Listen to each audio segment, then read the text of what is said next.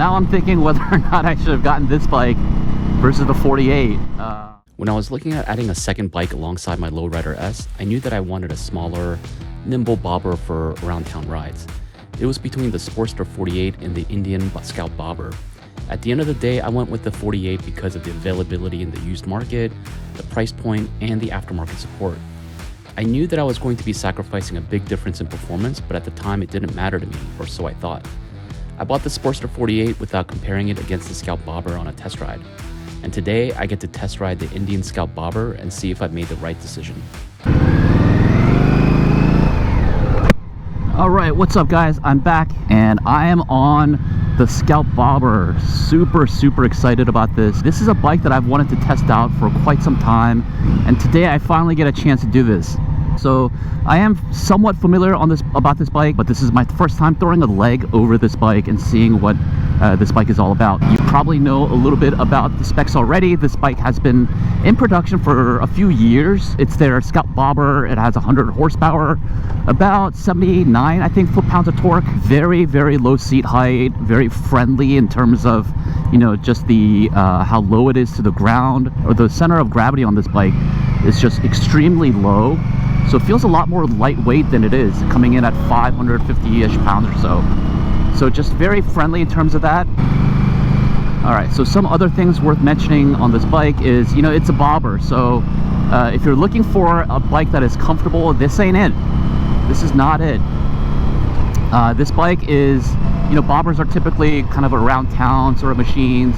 And to me, this is also kind of in that same category as, you know, it's not really a comfortable bike. I am very much hunched forward. This has forward control, so I'm in that, like, you know, in that taco shape. They do have other Scout bobbers that have, like, you know, the little mini apes and whatnot, but this one has sort of drag bars. So comfort, not so great.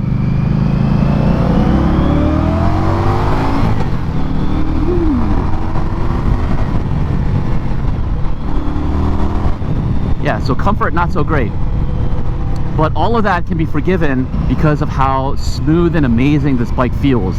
Just in that little acceleration alone, man, this bike is smooth. Compared with my 48 bobber, you know, there's really not a lot of competition in terms of performance right out of the box. The Scout bobber is not designed to be a comfortable bike right out of the box.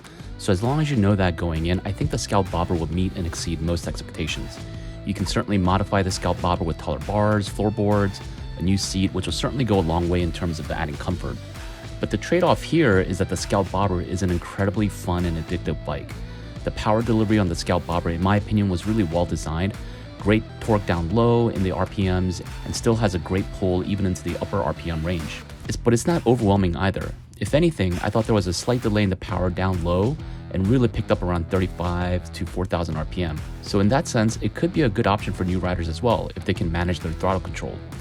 But once you reach 4,000 RPM and above on the Scout bobber, it really woke the bike up and you're rewarded with a great amount of torque and acceleration. It was a really addictive experience to be able to power through the curves and accelerate past other vehicles on the road if needed. So my immediate first impressions on this bike is just how smooth this bike feels. I just came off of the Sport Chief, and trying out, you know, their sport mode is very twitchy. But this just, there's no twitchiness at all. Even if you roll on the throttle, it's not gonna jump you. It's very progressive in terms of how it feeds you that power, because there definitely is a lot of power on tap here. But in terms of, you know, trying not to do too much, I think they've done a really good job in terms of tuning this bike. Shifting feels really nice and smooth, very easy to find neutral. I thought this bike would be a little bit more glitchy because of how much horsepower there is. It doesn't seem that way. So I would say if you're, you know, a beginner rider, as long as you respect this machine, I think you'll be fine. Oh yeah. Woo.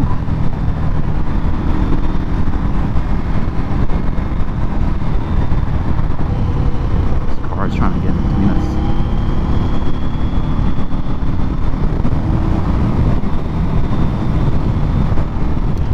Yeah, this bike feels just insanely smooth in terms of power delivery, very predictable of where it comes on, very friendly, and there's just lots of power. Wow, man, that's a lot of fun. The Scout Bobber truly delivers in terms of looks. I think it's one of the best looking bobbers on the market next to the Sportster 48, which is no longer in production. The Scout Bobber is all blacked out and the aggressive lines really make the bobber look menacing. The engine also looks really unique and just looks fantastic. It may not be for everyone, but for me, I think the Scout Bobber is a 10 out of 10 in terms of aesthetics. I like that it pays homage to the indie motorcycles of yesteryear. It has its own style and it's not just another photocopy of a Harley Davidson. In terms of looks, I think this is a 10 out of 10. I love the look of this Scout Bobber, especially this version. Low to the ground, very mean stance, very aggressive, all blacked out. I mean, how could you not love this? The other thing to note is these big fat tires. I love them. I have them on my 48 and they feel incredibly comfortable. They do a pretty good job of dampening the ride a little bit in terms of bumps. Although again, it's a bobber, so temper your expectations, but it does a pretty good job. And on the twisties, it feels really planted. It feels really nice. My 48 feels like just like a hunk of machine, right? Just very raw and not very like precise, or just like a hammer, just like a raw machine. This feels very refined, very fine-tuned, very smooth. So yeah, I mean, there's just big differences between the two. I had so much fun on this test ride, and I think had I test ridden the Scout Bobber when I was in the market for a bobber, I probably would have gone in favor of the Scout Bobber. I just didn't realize how quick and nimble the bobber would be, and the way that it effortlessly takes curves and feels planted at the same time. It's just amazing. I hate to say that I have regrets because I love my Sportster 48, but man, I really am thinking about if I should add the Scout Bobber into my garage. Coming off of the Sport Chief and coming into this, this bike just feels incredibly nimble. That has to do with some of the weight distribution too, like the weight itself, but this bike just feels really natural to me. Really maneuverable, very lightweight, very playful, and just, like the combination of the power from this 1200cc motor and the low seat height, or the low center of gravity on this, just really makes this for a playful bike. Obviously, the only downside is just the ergonomics. It has very short travel in the suspension. The seat itself is probably not the most comfortable for longer rides.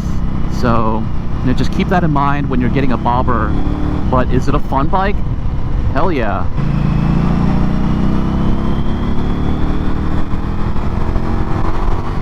Woo, yeah.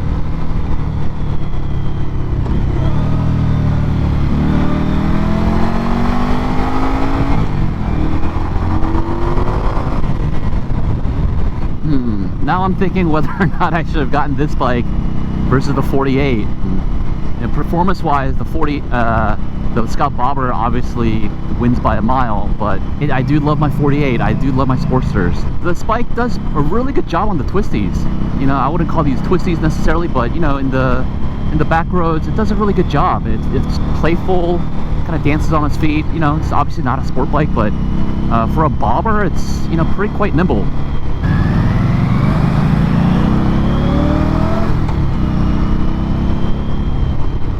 As I'm trying to kind of narrow in on my first impressions and just kind of like, my overall impressions on this bike, very fun, lots of power on tap, lots of usable power, and it's not too overwhelming, so it's a great thing. Very minimal in terms of feature sets. There's no riding modes or anything like that. What you see is what you get. It's a very blank slate. Very fun on the back roads. It can definitely handle itself. Very approachable and friendly in terms of the seat height and the weight distribution, center of gravity, and all that stuff. So there's a lot to like about this bike. Performance is amazing. Definitely enough for just about anybody, advanced riders or beginner riders.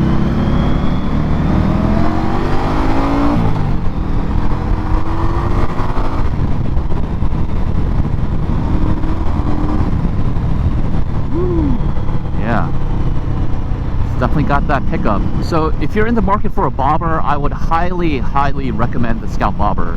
This is a fantastic bike, lots of performance.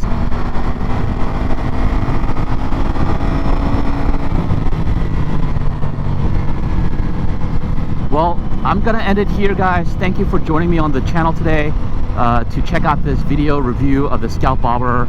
I love the Scout Bobber. You know, if I had a little bit more money when I was buying the 48, this is the route I think I would have gone. But c'est la vie. You know, maybe one day we'll cross paths. But thanks for joining the channel, and until next time, I'll see you all later. Peace.